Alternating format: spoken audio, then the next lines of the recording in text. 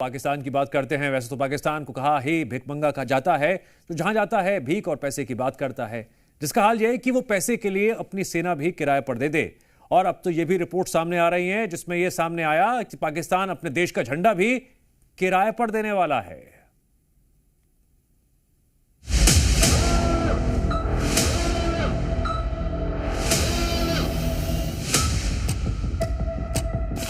दुनिया में चाहे युद्ध चल रहा हो, चाहे कोई महामारी आ जाए, चाहे जितना बड़ा संकट ही क्यों ना आ जाए, पाकिस्तान और उसके हुक्मरान कोई भी पैसा मांगने का कभी मौका नहीं छोड़ते।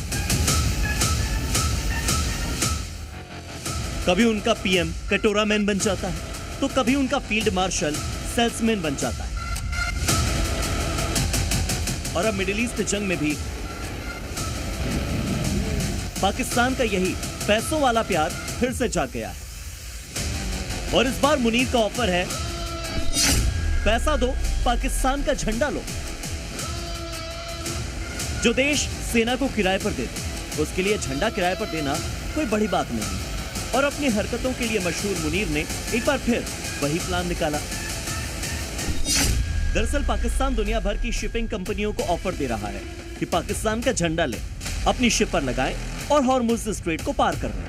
ऐसा इसीलिए क्योंकि ईरान ने उसके 20 जहाजों को हॉर्मुज से गुजरने की परमिशन दी है। अब पाकिस्तान कंपनियों को यह कह रहा है कि वो पाकिस्तानी झंडे का इस्तेमाल कर सकती हैं, लेकिन बदले में उनको पाकिस्तान को भारी फीस देनी होगी।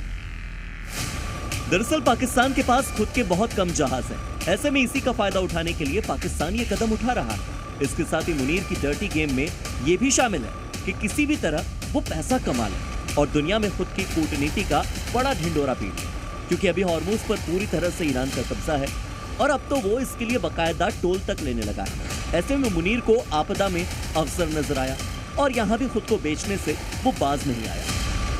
Bureau report, C media.